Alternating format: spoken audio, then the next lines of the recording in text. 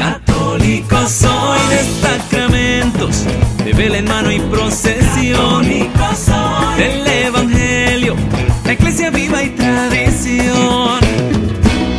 Católico soy de los que viven una eterna Eucaristía. Católico soy de los que viven bajo el amparo de María. Grito con orgullo que yo soy tu hermano en las buenas y en las malas. Católico soy.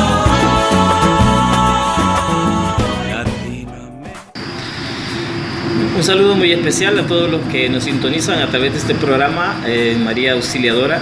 Ahora pues nos encontramos en la parroquia Nuestra Señora de Guadalupe, en la urbanización Brisas de la Paz 2, Cantón San Josecito, ¿verdad? De acá de Zacatecoluca, con el padre Misael Rodríguez, quien ahora pues nos va a compartir parte de su historia, ¿verdad? Como sacerdote. Buenas noches, padre, mucho gusto de estar acá con usted. Es un placer compartir con ustedes, ¿verdad? Esta oportunidad que me conceden de conocer un poquito sobre mi vida, sobre mi vocación y compartir también una parte de crecimiento espiritual. Así es. Bueno, primeramente, padre, quisiera que nos contara quién es Misael. Bueno, para comenzar es una parte bien compleja, ¿verdad? Contar un poquito de la parte de la vida personal. Sin embargo, pues, como ya lo dijo usted, mi nombre es Misael, completamente Alexander Rodríguez, ¿verdad? Soy originario del departamento de Usulután, aquí en El Salvador. Mi pueblo se llama Ozatlán. Soy hijo de Elías de Jesús Rodríguez y Marta del Carmen Mejía, una pareja que tuvo una situación un poco complicada en su vida matrimonial, ya que ellos tenían la dificultad, principalmente uno de los problemas de mi padre fue el alcoholismo. Mi madre pues una mujer de oración, una mujer muy abnegada, entregada a las cosas de fe. Sin embargo, las situaciones de la vida causan inestabilidad en la vida matrimonial y pues a veces acudieron a caminos equivocados, como es el protestantismo, para buscar ayuda, auxilio. Después regresando a la iglesia, retornando a la iglesia. Somos en la familia 4 hermanos. De los 4 hermanos, yo soy el último. Tenemos la dicha y la bendición de ser 2 sacerdotes, mi hermano mayor y su servidor. Mis otros 2 hermanos, pues mi hermana es enfermera y mi otro hermano tiene la carrera de administración de empresas. Una de las impresiones de nuestra familia era esa, ¿verdad? Que de un matrimonio casi destruido por el alcoholismo surgieran 2 vocaciones sacerdotales, como mi hermano mayor y su servidor. Y luego pues salen nuestros 2 hermanos profesionales, al ver que venimos de un matrimonio que casi pues que mi padre casi se podríamos decir en buen salvadoreño, se tira a pedir dinero a las calles y casi abandonar a la familia. Dios siempre hace maravillas en una familia. Y como decía un sacerdote muy especial para mí, decía, Dios es un reciclador de la basura, hace cosas buenas y recoge lo que no sirve y lo redime y lo hace bueno. Entonces, gracias a Dios pues nosotros crecimos en esta familia casi destruida, después redimida por la gracia de Dios y surgieron estas 2 vocaciones, de mi hermano mayor y su servidor. ¿Y cómo nace esa vocación, padre, de poder ingresar al seminario y elegir la carrera sacerdotal? La vida del seminario no era una opción para mí. Sí. Mi hermano mayor a los 13 años se va para el seminario.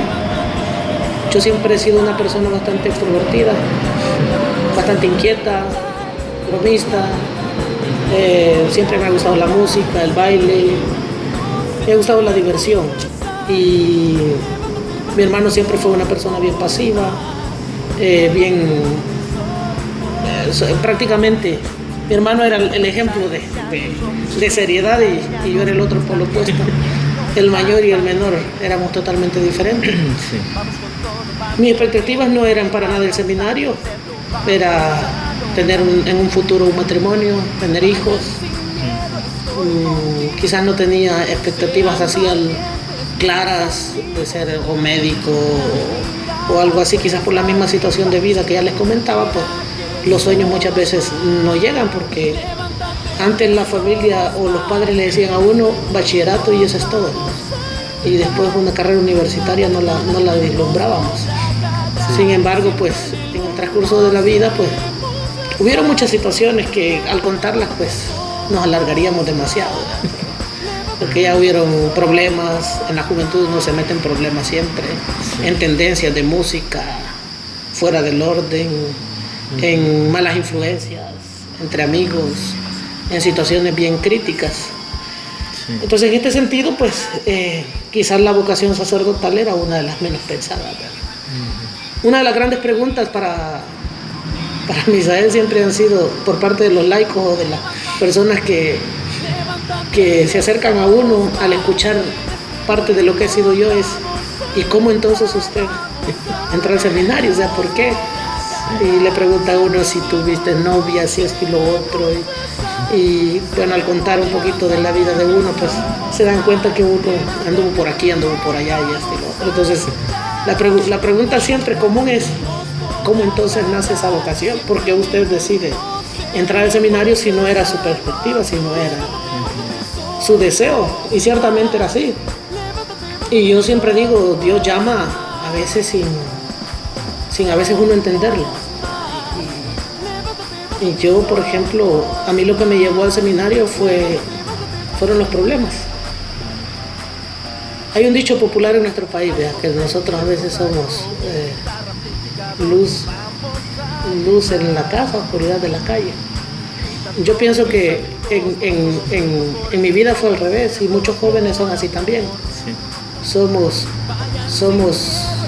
bueno, yo creo que el dicho es al revés, ¿verdad? Es luz en la calle, oscuridad de la casa. Pues para mí es al revés, era luz en la casa, oscuridad de la calle.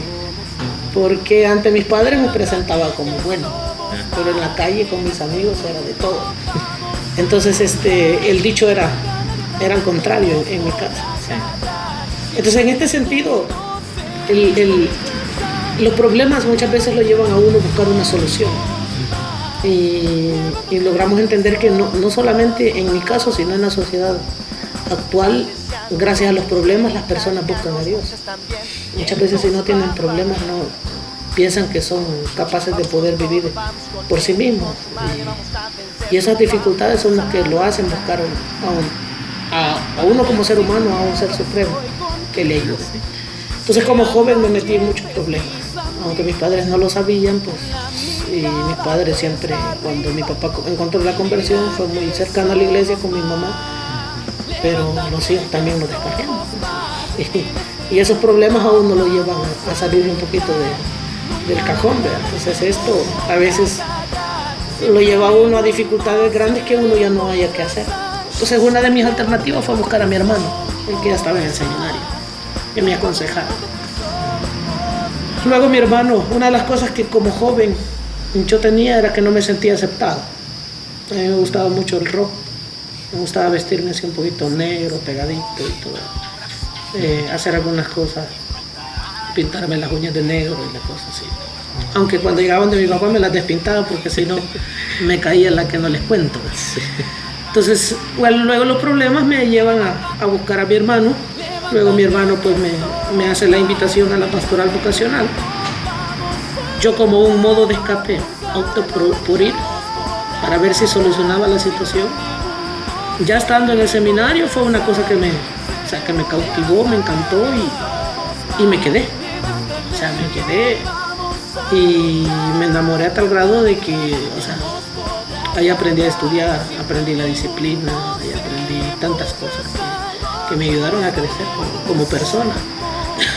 Luego pues hice mi etapa de seminario en Santiago de María, mi primer año.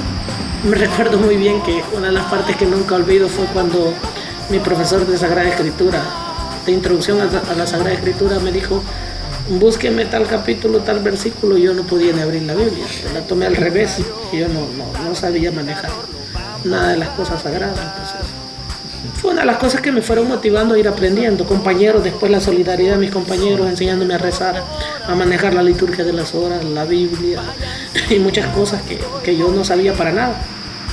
Luego me voy al seminario, cruzo mi primer año en el 2012 en Santiago de María, luego voy a Santa Ana.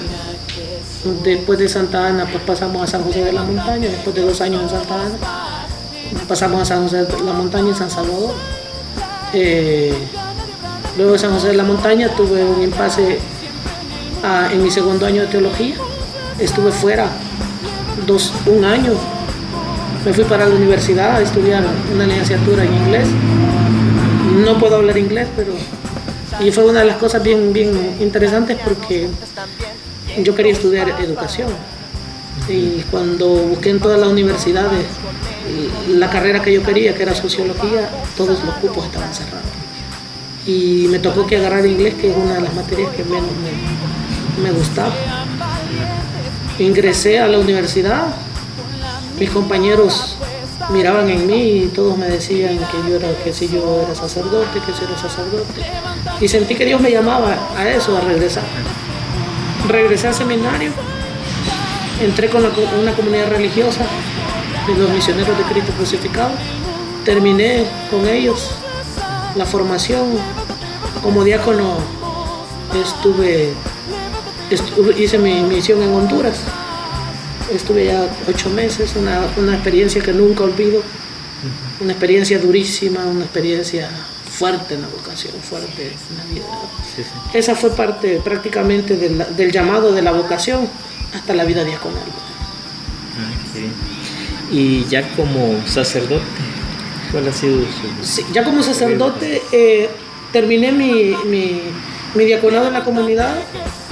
Posteriormente me fue asignada la misión de ir a mi primer año, mi primer parroquia fue Fray Bartolomé de las Casas, Alta Verapaz, Guatemala. Estamos hablando casi 12 horas de camino de aquí a la parroquia. Bueno, pues quizás se me olvidó la parte de la etapa de la vida, comentar, mejor dicho, que ya en esa etapa ya mi mamá había fallecido, mi mamá padeció un cáncer, que fue una etapa bien dura. Yo como seminarista, cuando entré a Guatemala, estuve en la parroquia de Atezcatempa, de Santo Hermano Pedro, y viajaba desde ahí, estudiaba, iba a ver a mi mamá.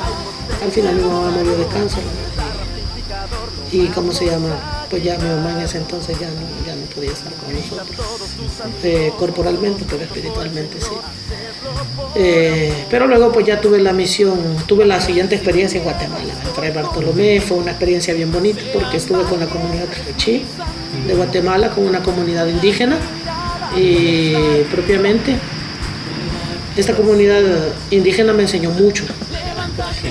Tuve que ir a aprender otro dialecto, a celebrar Eucaristías en dialecto, a convivir con los indígenas, comer con ellos en el suelo, o sea, compartir con ellos la comida autóctona del lugar, sí. Que es una de las cosas bien difíciles porque las comidas del indígena varían mucho, sí. Pero que al final me logré adaptar. Les tomé mucho cariño a la comunidad indígena, sí. Una experiencia bien dura en el sentido de integrarme con ellos, pero sí. Que al final pues no, tuve una buena relación con ellos, me apreciaban mucho hasta donde yo supe. Luego pues tuve que regresar de Guatemala y regresé a la parroquia. Bueno, ya en ese entonces pues hubo un impasse también y decidí quedarme mejor en la diócesis de Zacatecoluca. Me fui para la parroquia de San Pedro Nonalco. Estuve ahí 2 años 8 meses. Después de la parroquia San Pedro Nonalco, pues nuestro señor obispo pues vio a bien encomendarme esta misión en la parroquia Nuestra Señora de Guadalupe. Y ya en esta parroquia pues ya tengo como párroco 2 años aproximadamente. Qué bien. Eso ha sido prácticamente a grosso modo, ¿verdad? Porque ya aplicar un poquito de detalle ya ocuparíamos todo un programa para poder contar la vida y el testimonio. Sí, sí. Está bien, padre. Muchas gracias por ese testimonio tan bonito de poder conocer, ¿verdad?, su historia, que pues ahora lo vamos a compartir con nuestros oyentes de María Auxiliadora, ¿verdad? Sí, para que sepan, no es que sea un sacerdote viejo, ¿verdad? Apenas tengo 5 años de vida ministerial, ¿verdad? Pero han sido una vida ministerial que ha marcado mi vida, que ha sido muy bonita a través de dificultades grandes y muchas bendiciones de parte de Dios también. Yo siempre digo, hay que tenerle actitud positiva a las cosas negativas. En la vida uno cruza muchas cosas negativas, pero Dios siempre le da no solo un camino, muchos caminos para poder seguir adelante. Gracias a ustedes también.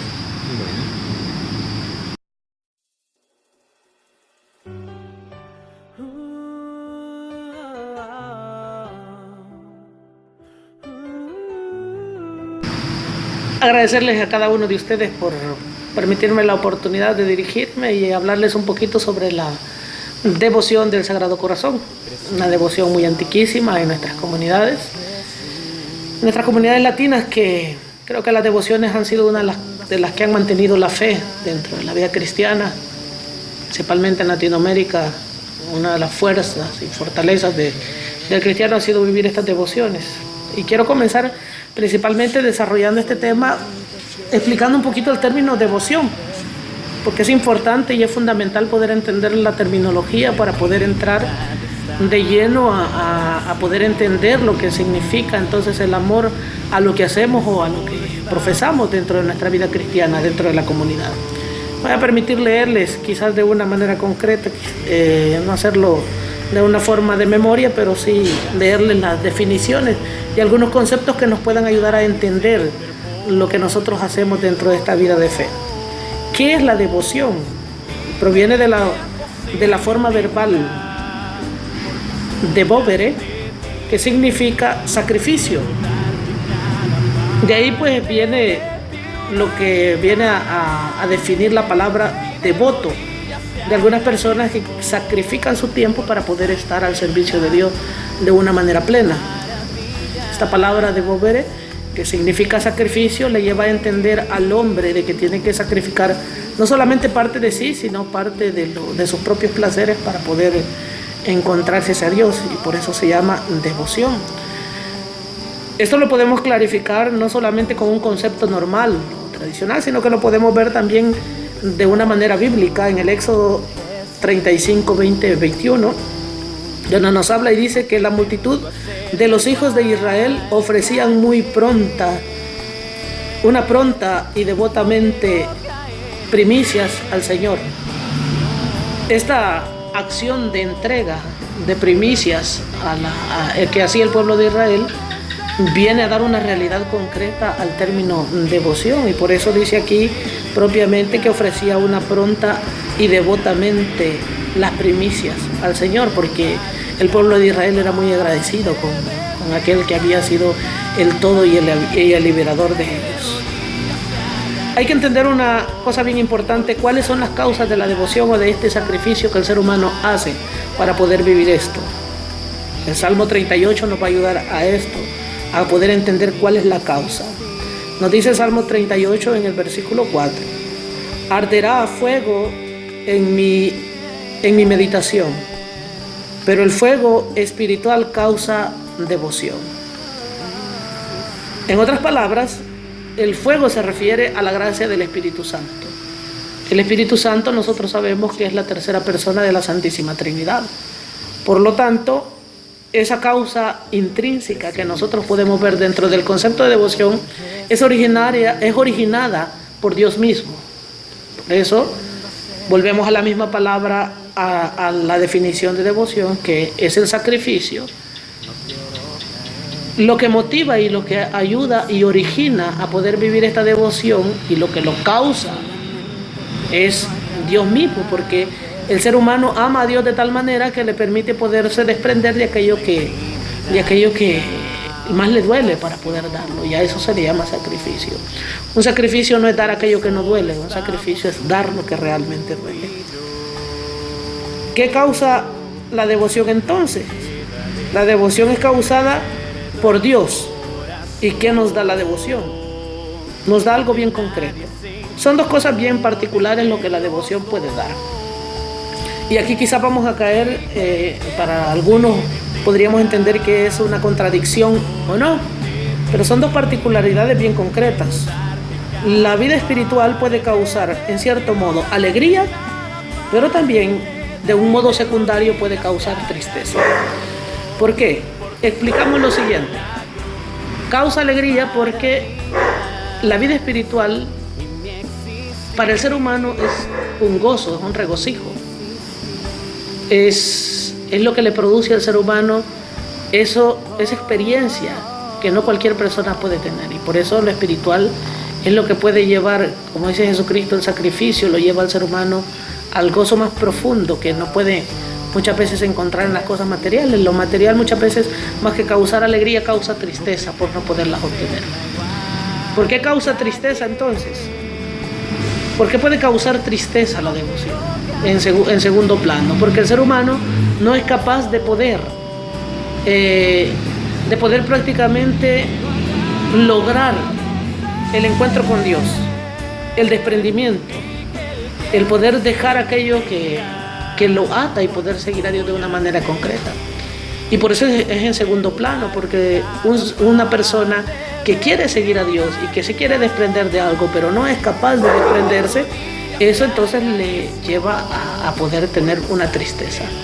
Y por eso es un segundo plano. Entonces, en este sentido, podemos entender que la devoción me puede causar a mí alegría, pero también tristeza. En este sentido, nosotros también tenemos que entender un término bien importante, que es la veneración. Este término lo quiero definir quizás no lo quiero definir no quizás de una manera, de un concepto espiritual, porque muchos de los televidentes que nos logran escuchar pueden pensar de que solamente nosotros hablamos de un término espiritual y que eso nos va a hacer aterrizar a la realidad de la fe. Y no es así. El término veneración yo lo voy a explicar y lo extraje prácticamente el concepto del diccionario. El diccionario, ustedes saben que es algo normal, o sea, es algo común que todos los seres humanos lo leemos y fundamenta la vida ordinaria de toda la realidad humana. Entonces, en este sentido, ¿cómo entiende la veneración el diccionario? No un concepto religioso, no una definición de un santo, no una definición de la iglesia, sino la vida ordinaria. La Real Academia, ¿cómo lo define? La veneración es el sentimiento profundo de respeto y admiración inspirada por la dignidad, la virtud y los méritos de una persona, institución o causa. Aquí nos damos cuenta de que no es un concepto inventado por la iglesia, sino que es un concepto que socialmente se entiende así, que es un profundo respeto y admiración por algo o por alguien. Entonces, en este sentido nosotros podemos fundamentar que la devoción, la veneración que nosotros le tenemos a nuestros actos religiosos, no solamente es un concepto que la iglesia nos presenta, sino que la vida social ordinaria también nos presenta. Entonces, en este sentido nosotros podemos basar y podemos entender que la veneración que nosotros hacemos para poder explicar la devoción al Sagrado Corazón no solamente tiene un fundamento cristiano, sino que tiene ese fundamento de fe, ese fundamento de amor y tiene ese fundamento espiritual. Y es respaldado por un concepto ordinario de la vida social, o sea, de estos desarrollos que lo hacen personas no cristianas, que lo redactan personas que no profesan nuestra fe, pero que al final logran entender que el término tiene un significado, y ese significado no solamente compagina con la iglesia, sino que compagina con los documentos ordinarios o normales. Ahora, pasemos entonces en materia, ya que hemos entendido que la devoción es fundamental y es un sacrificio que me permite a mí hacer algo y encontrarme con Dios a través de esto que duele al desprenderme, pero que también me causa alegría y que también me puede causar tristeza porque no puedo alcanzar mis objetivos para poder lograr lo que hago. Vamos entonces a entrar en materia, donde nace principalmente la devoción del Sagrado Corazón, que celebramos todo el mes de junio. ¿verdad? Y que la Iglesia ha pedido que celebremos todo el mes de junio por esta revelación de Santa Margarita de Alacoque, que fue la que tuvo la revelación, la gran revelación se le llama dentro de la Iglesia. Pero yo quiero irme un poquito más atrás de la historia, ¿verdad? Porque normalmente nosotros conocemos que con Margarita de Alacoque nace la devoción, pero ciertamente esto nace desde el siglo XVI. Este origen tiene, antes de Santa Margarita de Alacoque ya existían los principios de la devoción del Sagrado Corazón en el siglo XVI. Partimos con los piadosos hombres que meditaban sobre las 5 llagas de Cristo en el siglo XVI y la pasión de Cristo para ayudar a los hermanos a entender que Cristo tuvo un fin a través de la pasión, y la pasión de Cristo era que lográramos entender el amor de Dios hacia la humanidad. Y eso es lo fundamental. O sea, si nosotros logramos ver la historia del Sagrado Corazón, podemos ver que el centro de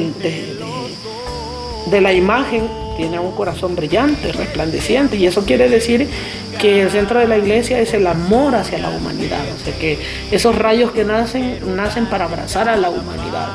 Y lo que estos hombres piadosos querían hacer era que los seres humanos lograran ver las llagas de Cristo, lograran ver su costado, lograran ver su coronación, lograran ver la muerte y pasión de Dios, y lograran entender que el amor de Dios es más grande que cualquier cosa.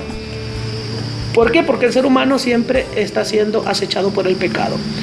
Y si el ser humano tiene dos caminos, el ser humano va a optar por uno de los dos.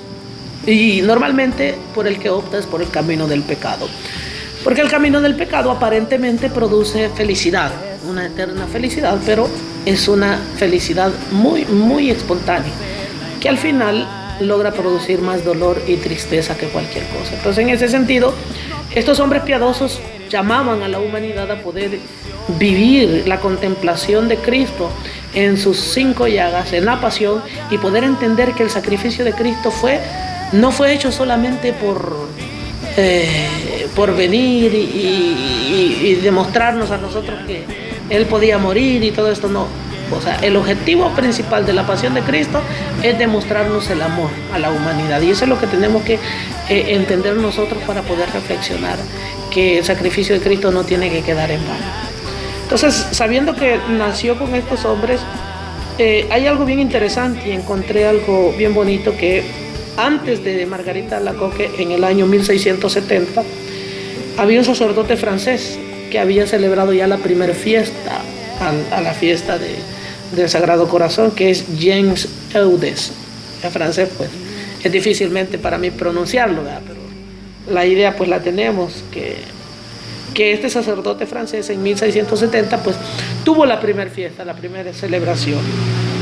Luego, pues, ya surge la gran aparición a Santa Margarita de Alacoque en el año 1673, donde esta mujer, pues, tiene la revelación de Jesús, y tiene el mismo objetivo que de los hombres piadosos.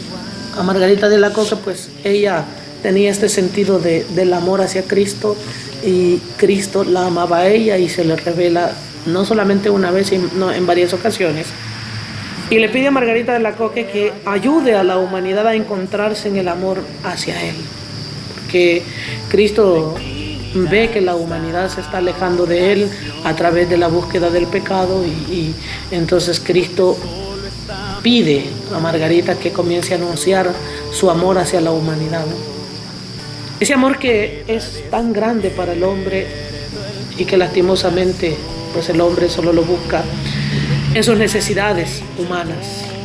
Busca a Dios pensando de que el amor de Dios siempre va a estar ahí. Y ciertamente el amor de Dios siempre está ahí. Dios es incondicional, y Dios está en todo momento y en toda instancia. Lo que nosotros no logramos entender muchas veces es que el amor nos da todo lo que queremos. Un padre, por ejemplo, castiga a su hijo. Entendamos el castigo no de una acción violenta, sino el castigo quizás de quitarle el teléfono, de quitarle la computadora, de no dejarle una salida. Pero el padre lo hace porque quiere lo mejor para su hijo, o sea, lo hace por amor. Entonces muchas veces nosotros le pedimos cosas a Dios que creemos que por amor nos las tiene que dar, pero no necesariamente Dios las tiene que dar, porque principalmente tenemos que entender que nos ama. Y si nos ama, Él sabe lo que nos conviene. Nosotros somos seres humanos y creemos que lo que le pedimos todo es correcto, pero no. Ciertamente Dios sabe lo que es correcto para nosotros y Él nos da lo que es correcto para nosotros. Aunque muchas veces lo que obtenemos nos lleva al sufrimiento. Pero con Cristo logramos entender que el sufrimiento no es dolor, sino que es alegría. Con Cristo logramos entender que lo que se asume en la vida con alegría, pues no se convierte en dolor, sino que tiene esa transformación y esa dimensión tan grande que nos puede producir un gozo para encontrarnos con Cristo. Entonces, en este sentido, Margarita de Alacoque, pues, logra encontrar esta gran aparición y este gran mensaje. ¿Cómo se origina la devoción al Sagrado Corazón? Se origina de esta manera, ¿verdad? Que Dios le da esa misión a Santa Margarita para que la humanidad pues se encuentre con Él y logre poder estar en comunión con Cristo. ¿Cómo se logra entonces los beneficios? Acuérdense que todo anuncio espiritual tiene algunas condiciones, ¿verdad? No todo se logra solamente diciendo, como dicen algunos, Señor, Señor, ¿verdad? Sino que también no solo, como dicen algunos por ahí, levantando la mano vamos a obtener la salvación. La salvación se obtiene no solamente por las palabras, sino por las obras. Hemos escuchado por tanto tiempo en este tiempo de Pascua a San Juan, cómo nos ha exhortado y nos ha dicho que una fe sin obras es vana, una fe sin acciones es vana, y cómo nos ha mostrado ese camino de obrar. Entonces hay algunas condiciones para poder encontrar los beneficios de la adoración del Sagrado Corazón.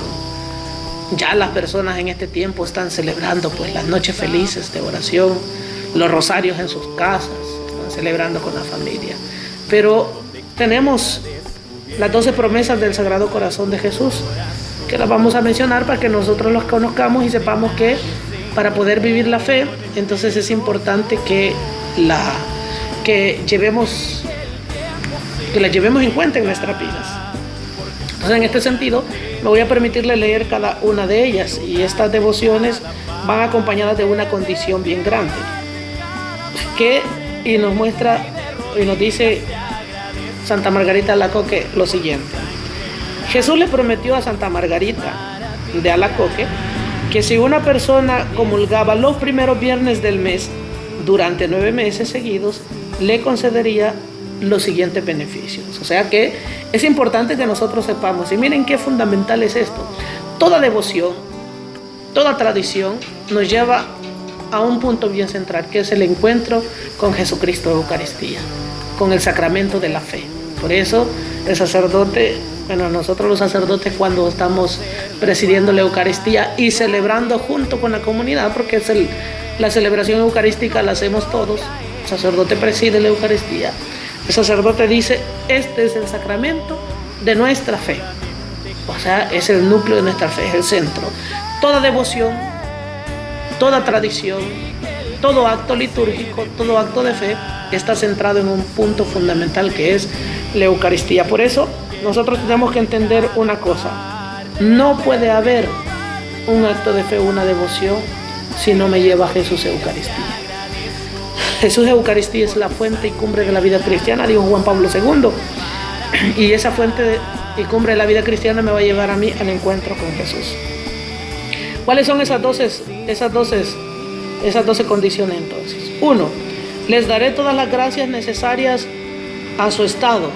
Eso es una de las cosas que Dios nos dará si nosotros comulgamos los primeros viernes de cada mes por 9 meses. ¿Cuáles son los estados? Casado, soltero, viudo, consagrado, o sea, la vida consagrada, o consagrado a Dios en la vida de soltería.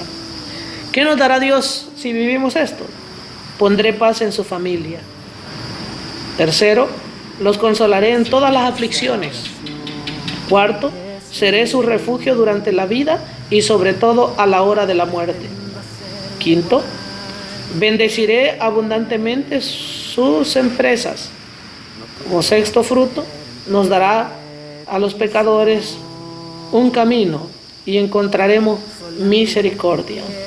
Séptimo, los tibios se harán fervorosos.